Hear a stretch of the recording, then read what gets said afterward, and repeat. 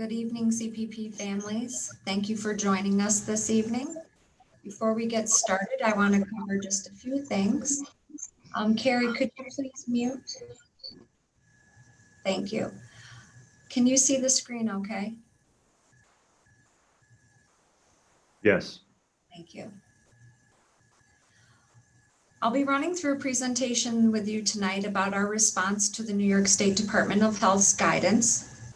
At the bottom of your screen, you should see a Q&A button. Please enter any questions that you have in there. If you see them disappear, please don't be worried. That means that we're recording the questions, and Carrie Elsesser is going to read me those questions when I'm finished with the presentation this evening, so I can make sure that we spend some time getting those questions answered for you if they aren't answered by the end of the presentation. In addition, we'll be stopping the meeting at 6:30. The meeting will be recorded and it will be shared on our webpage. So thank you again for coming tonight, and let's get started.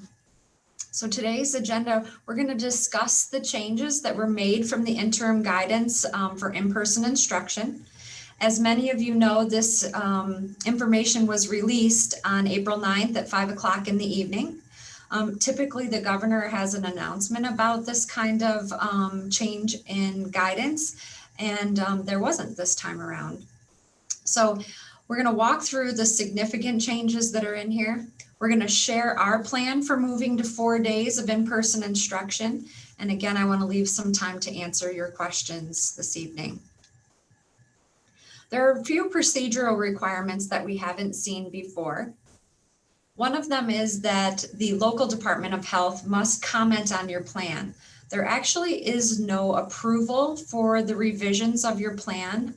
Remember, we posted our plan on our website back in August and September.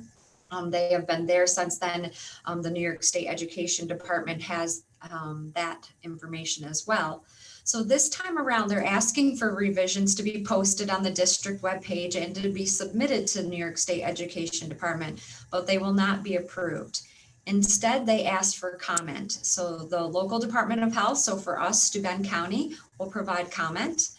And we also need to get feedback from our parents and community and teachers and staff. We've used this town hall format since August, so we're going to continue to use that format to get your questions answered about our plan.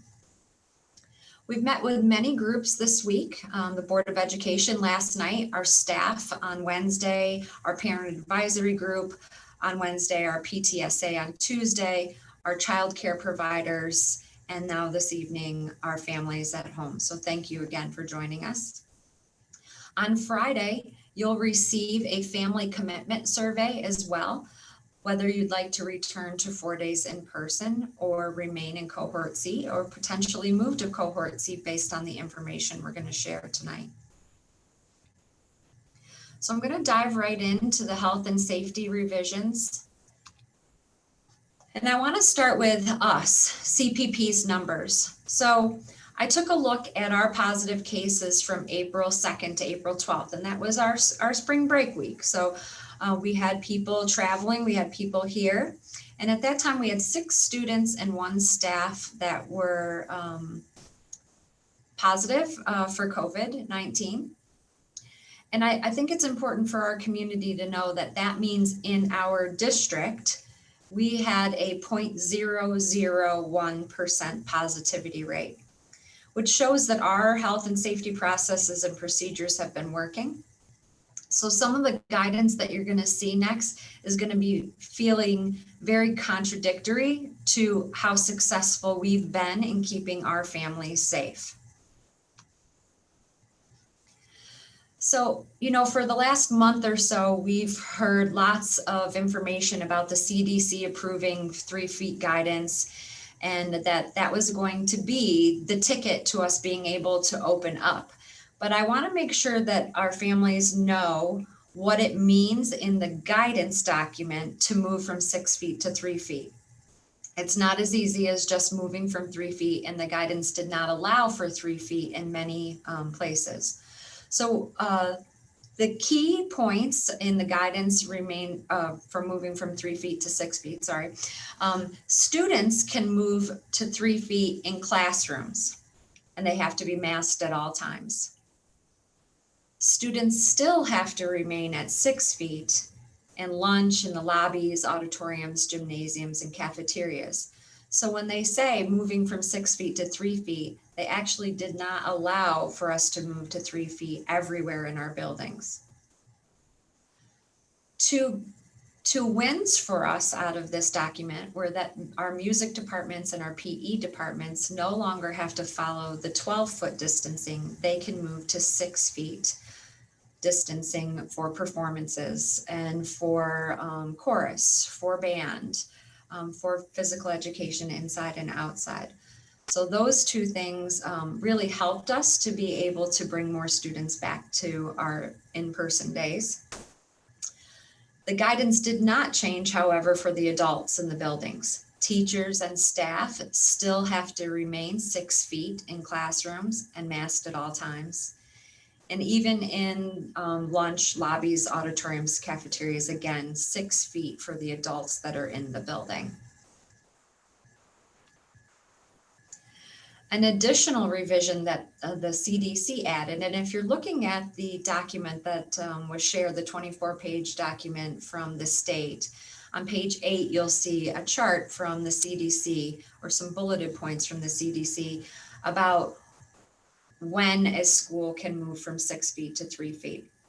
So I'm not going to read the whole thing to you, but I'll summarize that if we're in a low and moderate risk of transmission, then all 3 levels of school can be at 3 feet distance in classrooms. If you're in a county that has a substantial risk of transmission, then elementary, middle, and high can still maintain 3 feet, but cohorting is recommended. And finally, if you're in a county with a high risk of transmission, then elementary schools can remain at 3 feet if they're cohorted, but middle school and high school cannot move to 3 feet unless they are able to cohort. So I want to make sure that all of you know what cohorting means. This year, we've gotten very familiar with cohort A, cohort B, cohort C. And that is how we've determined what kids come in on Monday and Tuesday, what kids come in on Thursday and Friday. However, cohorting in school also means that you're with the same students throughout the course of the day. So if you're in a 3rd grade classroom, you're cohorted because you're with your peers all day with one teacher. So our elementary schools are cohorted. This year, our middle school also cohorted. Our students go to a room and the teachers actually travel to them. So our middle school kids are cohorted. In 8th grade, we do have a little bit of movement around biology and algebra. So it's not perfectly cohorted in 8th grade, but it's very close. At our high school level, there is no cohorting. Each individual student that we have has their own 9-period day. We have many, many offerings for students to take advantage, and that is a gift in most years. This year, offering cohorting is just not possible at the high school level. So how does the CDC determine what level of transmission you're in, what color you're in? So they're looking at total new cases per 100,000 persons in the past 7 days. So to be in the blue group, you have to have less than 10 cases in a week. For yellow, less than 50 cases. For orange, less than 100 cases. And you're in red if you have more than 100 cases.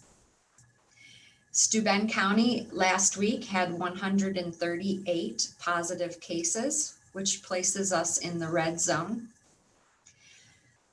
The second factor is what percentage are you in? Last week, Steuben County was 5.9%. So we were in the blue. So we asked Steuben County and CDC, which number do you go with if they're contradicting each other? And the response was that you had to go with the higher of the two.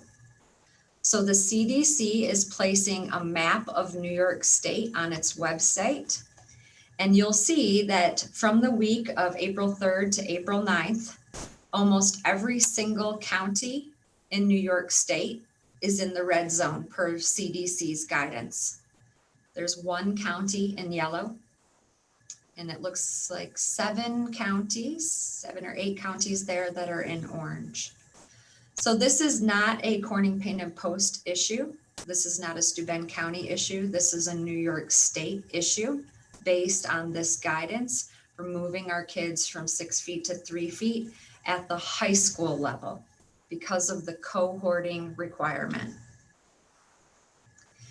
Because of this, our plan as of April 26th, we are excited that we're going to be able to bring our K-8 students back 4 days a week in person.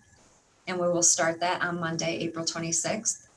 We are going to keep our Wednesday schedule in place, that remote day on Wednesday.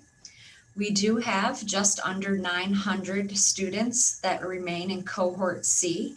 So we want to make sure that our teachers and our staff have enough time to prepare and plan and provide materials for our cohort C families. So that Wednesday schedule will stay in place. At this time, because of the CDC indicators for community transmission, our high school, our 9th through 12th grade students are going to remain in their current 2-day hybrid model. And our pre-K students will remain in their current model too until we have further clarification. In addition to this guidance being released this week, the state also released guidance around celebrations, proms, graduations. So the high school team and the senior class officers are digging into that guidance so that they can start planning some wonderful end of the year opportunities for our students. Another I'm trying to think of the right words I want to use. Another revision from the state around face mask wearing, that it's hard to find the balance in what's good out of this guidance and what isn't. And this face mask wearing to me came a little bit out of nowhere. I wasn't expecting this. So at this time, face masks have to be worn at all times. This isn't because of 6 foot or 3 foot or 2 days in person or 4 days in person. This is just a across the board change in this guidance. So it doesn't matter which model you're in or how many days a week you're in or how many feet you are apart from someone. Face mask wearing now has to happen at all times when you're at school. The only time that you can take your mask off is for lunch and at the elementary level during snack time. An additional change that they made was that all masks have to be 2-ply, which most masks are anyway, cloth-based, homemade, even the surgical masks that we have, they're all 2-ply masks anyway. Gaiters though are not, and many of our students do wear gaiters because they fit nicely around their neck and you don't lose it, it's always with you. But they will have to pull those up and double them over to cover their nose and their mouth. And again, the medical exemptions must be obtained for a student by their doctor, and they have to be approved by our district physician as well, and our head nurse. So this is not something that we were expecting or anticipating. And because of our rate of positivity, this feels like we're going backwards instead of forwards. They did not change any of the screening process at this time. You still need to fill out the attestation form to come to school as a student or as an adult. And there's still temperature checks as you come in the building.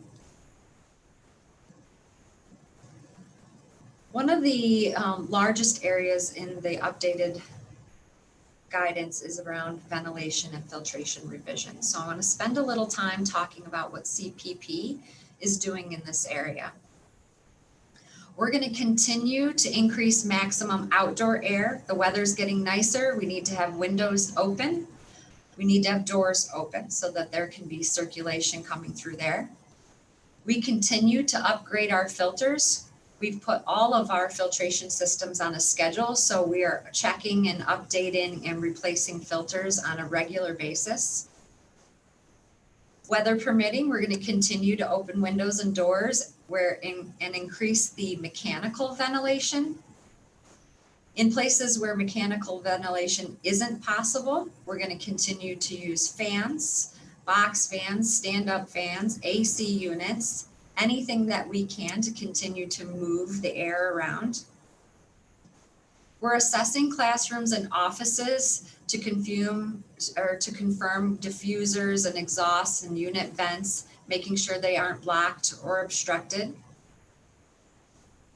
And we're considering the use of air cleaners where outdoor air vents are not possible. So where there are no windows and there may be a lack of mechanical ventilation, we're looking into air cleaners for those.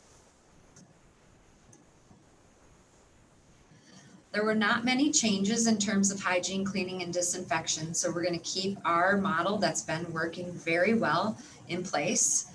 We continue to promote proper hygiene and physical distancing. When we return to 4 days in person, we will watch the videos that the district put together and used in September to show students how to wash their hands, how to wear their masks appropriately. So we'll continue that. We provide hand sanitizer in classrooms and disinfectant wipes. We're going to continue to utilize water bottle refill stations in place of our bubblers. And we're going to continue to follow the procedures for cleaning from the Department of Health, constantly cleaning high-touch surfaces in areas that there's high frequency of use. In September, transportation had very strict guidance about how many students can be on a bus, the distancing there. There was a little bit of flexibility added in this guidance. We are going to encourage families to self-transport if they can. This truly does help us get all of our students back to school. So if that's a possibility for your family, please consider that this year. On our buses, we'll have windows open and roof hatches open, weather permitting again. We're going to use single seats when possible.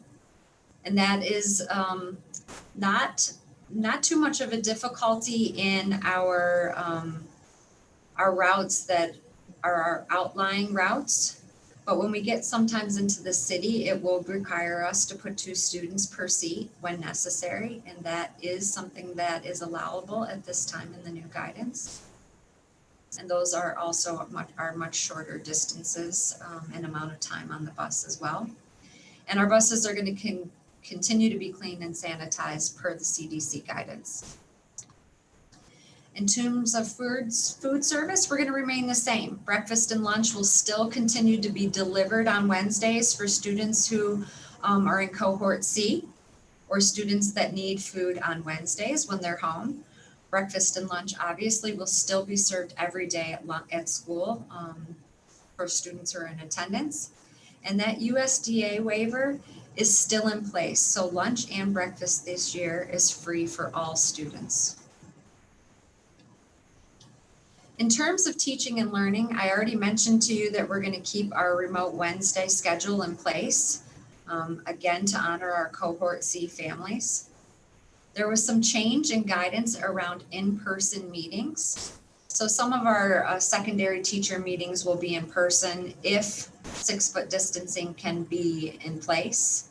Our CSE meetings, however, will remain virtual. That's been one of the blessings that we've found in this pandemic, including our parent-teacher conferences, that the ability to join virtually has actually increased the amount of participation. So we're going to keep those virtual. Our elementary grade level and curriculum meetings will remain virtual. And there'll be a mix of staff meetings and parent meetings and in-person and virtual based on the 6-foot social distancing. Now, I put this taking care of our staff and students in this presentation tonight. There was some some updated guidance, just making sure that you had supports there. But I think it's important now for us to focus on this. This is a hard message for our high school kids to hear, and our parents and families and our staff. Our teachers really, we're hopeful that our high school students could be back at the same time our K-8 students could be. So there's a feeling of loss right now, because there was a lot of hope tied to the 6 foot to 3 foot distancing, that we've been hearing about for so long, for the last month or two in the news and from the CDC. So we want to make sure that we have our supports in place for our students. Our school counselors and social workers are phenomenal supports. We know that our relationships in the next 6 to 8 weeks are going to be critical. For some of our students, they're going to be with their peers for the first time since last March. If they were in the A and B cohort, they may not have seen each other for a very, very long time. We also will have some students returning that have not been in school since March. So we want to make sure that they feel welcome, that we're doing some daily check-ins with them to make sure that they're okay. And we want to make sure that our staff and our families are feeling supported as well. So we have for our staff an employee assistance program and some coaching sessions with an outside consultant, Brian Mendler, who's a phenomenal school advocate. And we would like our families to reach out if they need support as well. So some questions that we've gotten over the last few days. How will we provide lunch if distance of 6 feet still remains? Our building admin have been working tirelessly at this with their BLTs, with their leadership teams, with their SEMP teams to identify locations throughout buildings that can accommodate these revisions. So sometimes we might have some kids having lunch in their classrooms distance. We might have picnics. We might be eating outdoors. We might be eating in the cafeteria or maybe utilizing some space in a gym or an auditorium. We're being as creative as we can with our lunch space. At the high school level right now, we're going to continue to focus on bringing at-risk groups of students home. I say home because I feel like this is home some days. Back to school so that they will be able to start on April 26th. The state calls out what the at-risk groups are, so we'll be looking at those. In many locations, those students have already been returned to 4 days. Another question that we've had from teachers is, now that you're teaching students at home and in person, with this new mask requirement, are they required to wear their mask when they are teaching their kids at home? And right now, unfortunately, the answer is yes, they have to, and that they cannot take their masks off even though they are on the screen. For our elementary kids, it was important to have a break for snack, and snack is still something that we will be honoring at the elementary level, and we're going to be creative about how to take it and how many kids in a room take it at one time. So we're going to be creative with those things around mask breaks. One of the other things that the document asks us to do is advertise our vaccination clinics, and we've been doing that. So last week, while we were on spring break, we sent out at the high school level where the 18 and up clinics were and where the 16 and up clinics were, and we'll continue to do that moving forward. So our next steps, you've heard me talk already about the groups that we've met with yesterday and today, and our building admin are still making plans for lunch and arrival and dismissal so that we have that worked out and ready to go for April 26th. We're going to share our plan with Steuben County and ask for comment from them. That commitment form, like I said, will be going home tomorrow to our families in K-8. And we're going to continue to advocate for our high school students at the county and the state level. Want you to know that we are fighting for them every day through email, through conversations with local legislators. Our local legislators are on our side and they advocate for us. There is a local governor's office in Binghamton that we can advocate for as well.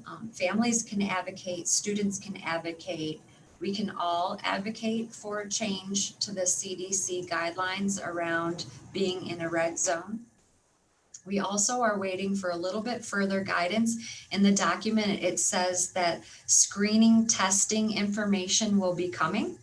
My next hope, like I had for the 6 to 3 foot, is that they will say there's wiggle room in the CDC guidelines if you're able to test. So we're waiting for that next set of guidance. So I think right now, Carrie, I'll stop and start taking questions that weren't. Shared with the community, so I'm trying to make it pretty. Evening, everyone. Okay, the first one is on case rates. Steuben County 7-day average percent positivity is at 4.5% as of today at 2:45 p.m. Based on page 22 of the interim guidance paper, this puts us in a low transmission range. Does this then allow the 3 feet rule to be in play for the high school? So it's our understanding that it is a red zone if you have more than 100 cases per week. So each week, the CDC will put out an information based on the amount of positive cases new cases per week. And as of last week, we were at 138 cases. So typically over the weekend, Darlene Smith and Jack Wheeler put out a message from the Steuben County of Health letting us know how many new positive cases there were this week. If we were ever in a week that was under 100 cases, then we were able to move to 4 days at the high school. Okay, just a clarification. If infection numbers go down, will the high schoolers be permitted to go back 4 days a week? Yes, we will move to 4 days at the high school the minute we are able to. So each week we're going to await that update of how many new positive cases in Steuben County and what the overall infection rate is. Okay, what will we do if numbers continue to increase?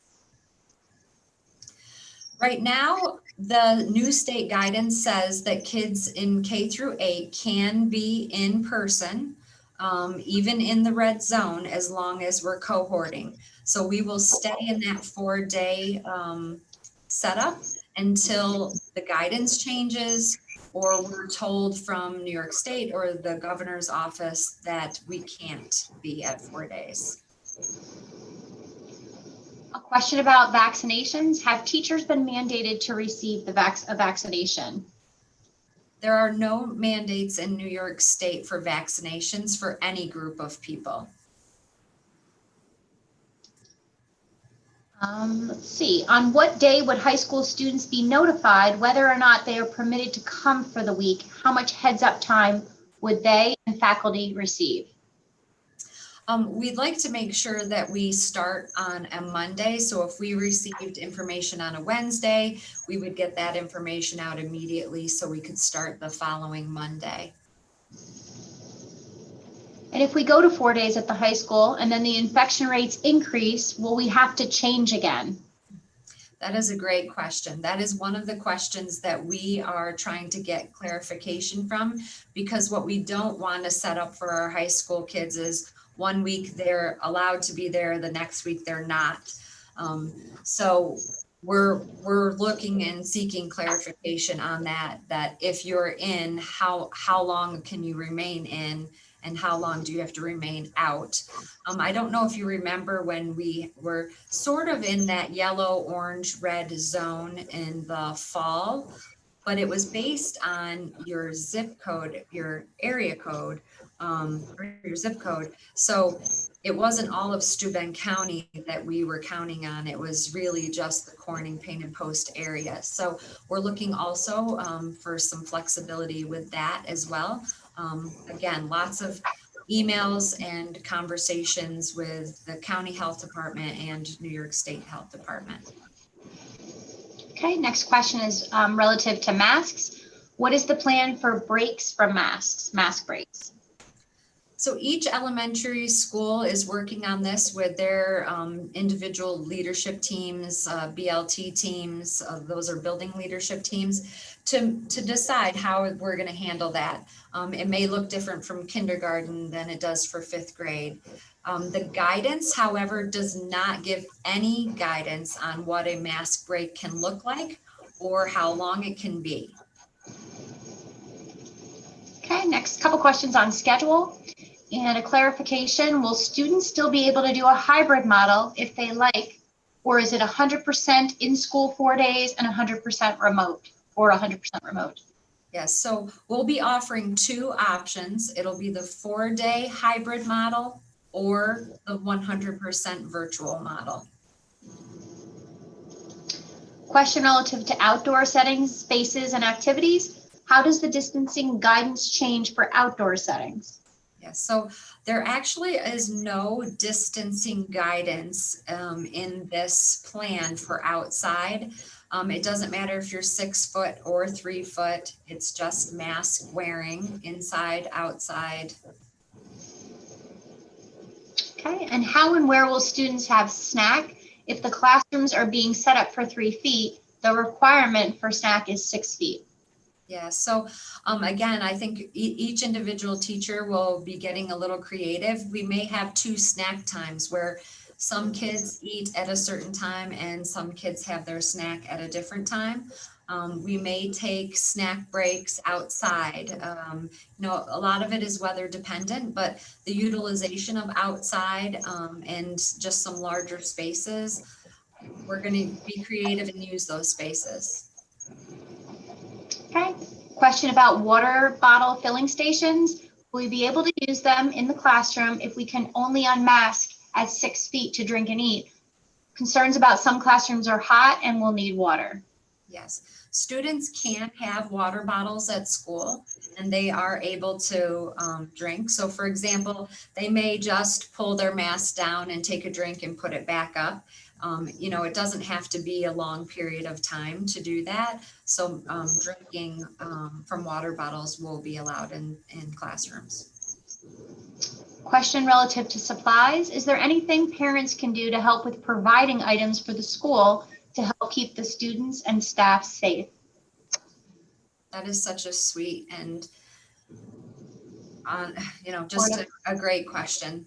Thank you so much for whoever asked that. We actually are making sure that our students and staff have all the necessary PPE and cleaning supplies and hand sanitizer and things like that. So for right now, we're all set. We do have locations at the middle school and high school for Hawk Threads if you're looking for donating hygiene things or clothing. We will still take those and make sure they get to kids. Next couple questions on transportation. Will bus pickup and drop off times be altered or remain the same? So our director of transportation and his team have been working on this. They will be updating times if they're going to be significant. They shouldn't be too significant, but you will be able to check at TransFinder or contact the bus garage and find out new times. They should be updated by the end of next week. We're looking for those commitment forms to be returned by Tuesday, so that Wednesday, Thursday, and Friday, we can all spend time arranging rooms, making sure we know who's going to be returning to 4 days and making sure our transportation plans are in place. Monday, the 26th, that'll be our first day of trying it. So we'll need a little bit of grace from all of you as our bus drivers run their first route. For kids who split days between 2 households, can they utilize school transportation to and from both of the homes, or is it still just one? It is still one at this point because of the amount. We still have to know how many, we've been calling it butts and seats, you know, how many kids will be on the bus. So those first couple weeks, we need to work that out. And then if you have an individual case, please reach out to your building principal and we can work with transportation after that. But my guess is that the buses will be at capacity for those who live in those areas, and we may have to remain with one household address at this time. Will parents have the opportunity at any point to adjust bus schedules? For example, can a child's bus route be changed to accommodate going to an after-school program? Yes, so part of the commitment form tomorrow for families who need transportation will ask for the addresses for before and after drop off. So please utilize that form. Question relative to ventilation. With the updated ventilation plan, will the evaluation of the current systems along with any needed improvements be completed prior to April 26th? We're evaluating each of our systems. I mean, we won't be changing out HVAC systems before April 26th. Much of our HVAC work is in our facilities work, and we're going to continue to work on that through our facilities plan in every building. But we are working with teachers and with our support staff in each of the buildings to see what they need to make as many accommodations as we can in those spaces and still meet the regulations that were updated in this guidance. Relative to vaccines, is it possible to know what percentage of teachers are vaccinated in each school? We don't have that information handy. I can tell you that almost 75% of our teachers are vaccinated across the district. We're very proud of that number. And, you know, in terms of all of our staff, they have also taken the opportunity to be vaccinated as well. It's a very high number for our staff. Okay. Besides sharing vaccination clinics at the high school level, can the district do the same for the rest of the community, such as to other district parents and caregivers, particularly at the elementary and middle school level? What other advocacy can the district do to encourage vaccination? Yeah, we can definitely send the vaccination clinics to the whole district and not just the high school. We were targeting our students. You know, vaccination clinics in our area actually have very low turnout right now. We're almost saturated because of the, you know, the ability to get shots at the hospital, at the college, at our high school every once in a while. There's been church clinics. And I think that the county is going to start using a facility in Bath every single day. So, and I believe the Arnett Mall is also offering clinics daily. So I think that there's locations everywhere that you could literally call this evening or tomorrow and have a vaccination by tomorrow. But we can definitely do we could post the links to different local places right on our webpage. So we can do that.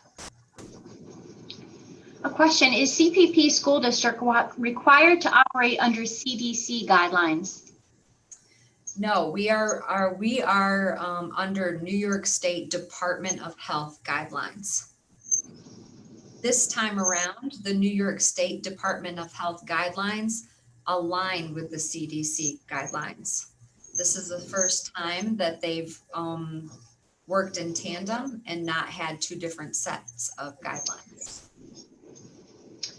Question relative to Wednesdays. Why only 4 days per week for K through 8? Why is Wednesday going to be virtual?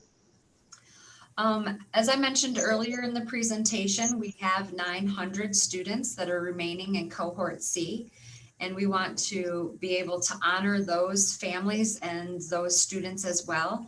That Wednesday time for our teachers is critical to being able to meet the needs of those cohort C families.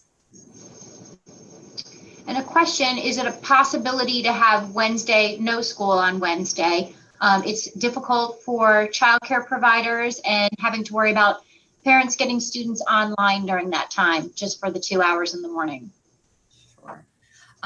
New York State did not change their 180-day requirement for students. So we have to be in school 5 days a week for our school district to meet the 180-day requirement.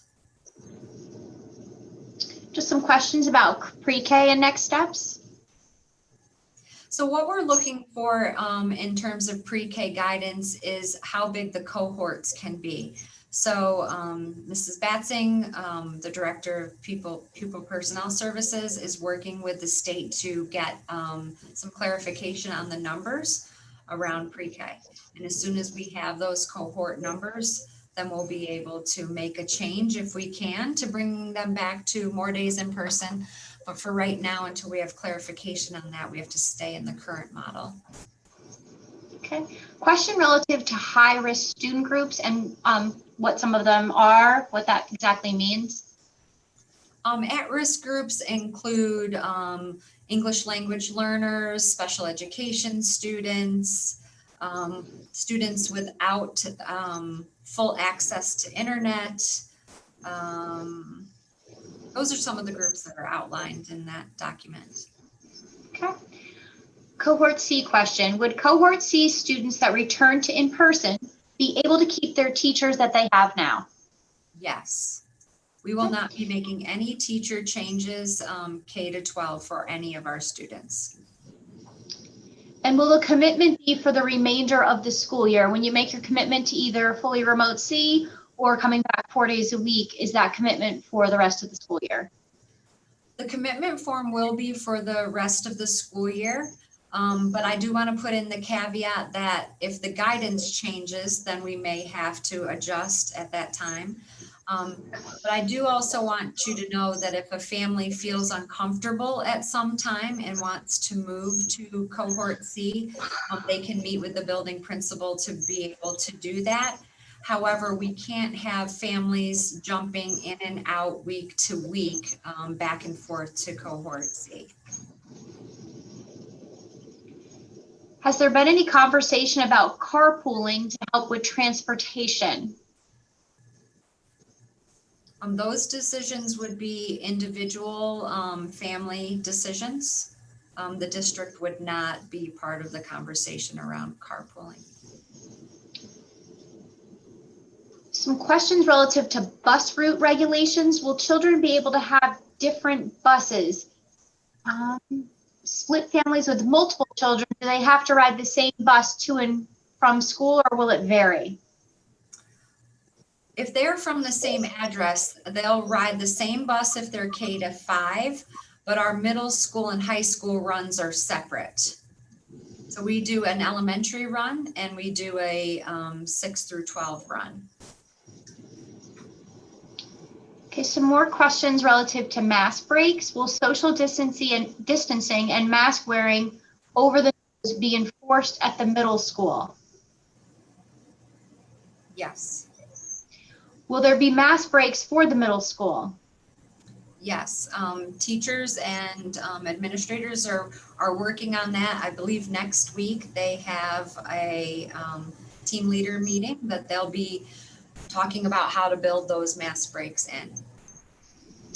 And just some questions about how we'll even do mask breaks when the mandate states that masks must be on all the time. The comments sound a little contradictory.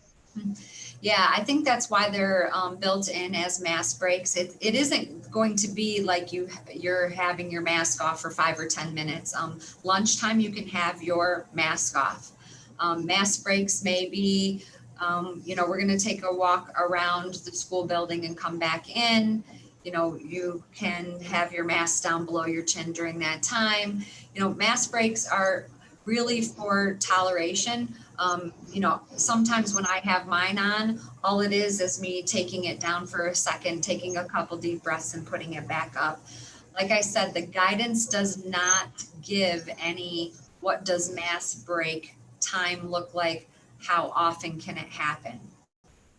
So we're going to be creative with that, but we are not going to allow students to have their masks off for a majority of the day. They can't. It has to be full-time mask wearing. Just a concern relative to lunch at the elementary level in the larger schools. Will children be sitting on the floor to eat lunch? Each building principal is still working on that. I don't believe we're planning for on-the-floor lunch, but we would like to sometimes have maybe picnic-style lunches, and that might be a time where a group of kids are having a picnic and might be sitting on the floor together, but it will not be an everyday experience for kids to sit on the floor. Question about elementary books and materials. Will elementary students be able to leave items at school instead of taking everything back and forth each day? Carrie, I'm going to actually let you answer that. They would leave them, correct? Yes, they will be able to leave them, yes. Yes. They will need them on Wednesday, potentially. We work pretty hard to communicate out. If we think that when there was a snow day and things should go home, we made sure to communicate that out. So if there is a circumstance where we think we may not be returning, we would definitely communicate out that information. This is related to supplies. Will the district be looking into microphone systems for teachers to teach online with masks on? We actually do have some microphone systems in our elementary buildings already. Some classroom teachers do utilize those already. It isn't something that we will be purchasing for April 26th, but we're going to continue to evaluate this whole situation to see what does it really look like once it's in place. Because right now we're planning for something that we haven't had to do yet.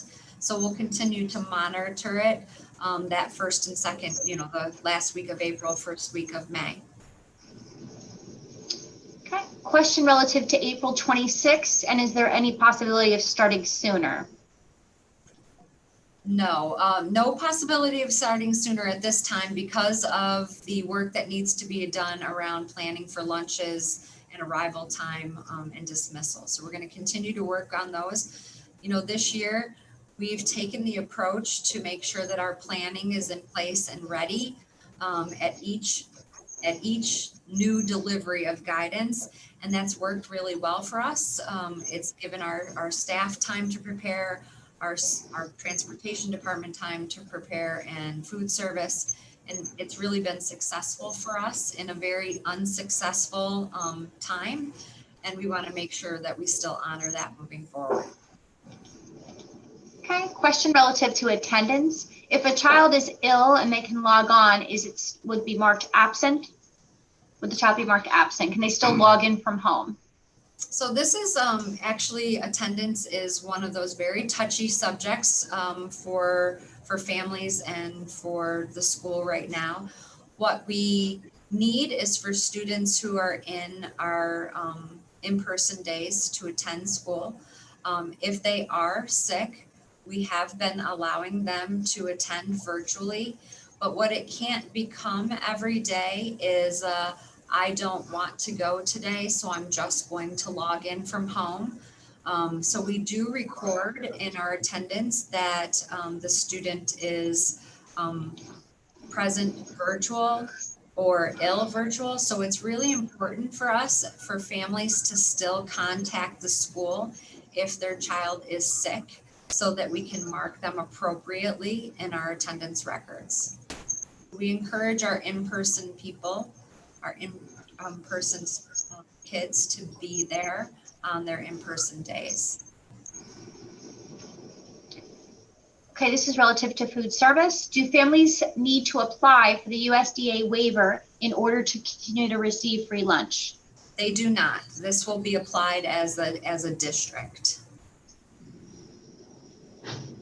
Okay, elementary materials, just a clarification needed. If materials are left in student desks and parents choose to let students stay home when they had indicated their child would be in person, the child wouldn't be prepared. I think I see that as basically if you're on a regular system, if a child was sick the next day and the materials were left in school. So I think we're saying that materials can be brought back and forth. We won't force students to take them back and forth, that they can make that choice. Yeah, so in that, I want to make sure that I'm thinking that question through to all the way.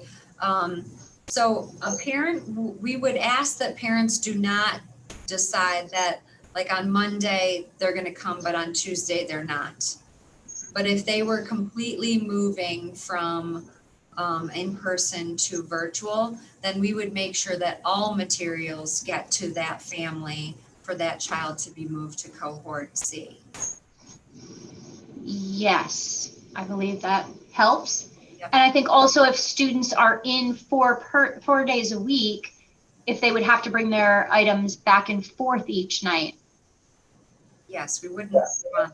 Yep. We wouldn't need that. So Question go ahead, Gary. Question relative to state testing. With the return to a 4-day-a-week in-person learning, does that change the schedule for the math assessment? Yes, it will. And Carrie will be sending home a new letter about the math assessment. ELA though will still be taking place in the next week. So with the dates that you currently have. Question relative to classes such as foreign language, speech, and music, where students benefit from seeing the teacher's mouth. Can the district provide special approved masks designed for this purpose? I actually have asked that very question to our county today about can we use the clear mask. So I am still waiting on confirmation of that. But that is our hope, that in those cases, clear masks. There are some exceptions to that now for speech therapy. So we want to make sure that we're able to do that in other locations too. And can we post to our school website how parents can be good advocates? Where and who to contact at Department of Health and NYSED to express our opinions and concerns about guidelines and regulations. Yes, we can make sure that the the New York State Department of Health information is there. I will also be sharing it with our PTAs in each building. They've requested that information. And also the governor's office that's located in Binghamton. So yes, I will make sure that that information is shared with PTAs and out to families, either on our website or another location for you to use. And a question relative to testing. If a child gets sick at school and they are sent home, will they be required to be tested in order to come back to school? So our procedures in terms of symptoms and tracking and tracing are exactly the same as they are now. So if you leave with one of the 11 symptoms that fall in the category of COVID, then that triggers that whole routine to start. So you would have to provide us with documentation from a doctor, stay home for the amount of quarantine days, or provide with a negative test to return. Those guidelines have not changed. And just some questions relative to us moving into the warmer months. How will mask breaks work? And what if my child's room is not air conditioned? Yes, so we have that same concern. It is something that we deal with really every summer, every spring to summer in our buildings. There are some rooms that do get very warm. This is going to compound that. That is why our assistant superintendent for buildings and grounds and is really working with our teachers to make sure that we have some kind of air movement in those rooms. It will not be perfect. It will be warm on the warm days.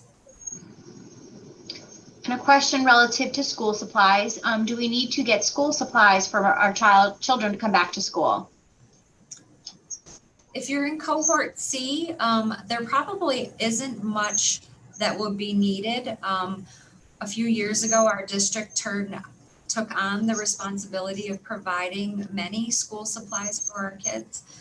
So I would wait until you're back in the classroom to see what materials you may need before you purchase anything ahead of time. Carrie, I'm going to move to the last slide because I want to just talk briefly about, each time the guidance has changed, our district has met those challenges so that our students could be in school in our hybrid model. I feel strongly that this guidance was written for school districts that have not been open at all So some of it feels punitive to those school districts, to me, that have been open. We have proven time and time again this year that what we're doing is working for our kids. Again, our numbers have remained low. So we're going to continue to meet the challenges. We're going to continue to meet this face mask wearing challenge until the guidance changes or we get some relief in that guidance, because we want our students in school. So we're going to do what we need to do that. We're ready to bring our high school kids back tomorrow. Mrs. Sheehan and I are sharing a message with our students so that they know that we're fighting for them and that we're going to continue to do that, and that we're ready for them to come back when these indicators are putting us in a position where we can. And I think it's important for our families and our community to know that being able to open our schools K-8 is something we're very proud that we're able to do. And now we're going to keep working at the last set of students. So April 26th is a win in our district in terms of bringing our kids back to 4 days. The mask wearing does not feel like a win, but it's a hurdle that we have to get over to be able to be in person, and we're going to work at doing that. I'm really proud of the amount of people that come out, our community, our families tonight. You know, there are over 200 of you here tonight, making sure that you have appropriate information and try to understand why.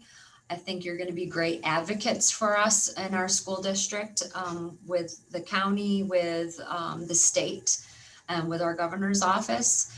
And we're going to keep working hard to give our students what they deserve, and that's a solid education and more time with their peers in person. So Carrie, if there are not more questions, I think we'll end it there. We have about 4 minutes left, but I'm happy to answer any more questions that are there. A consideration for hot days, if it gets very hot, will we move to virtual instruction?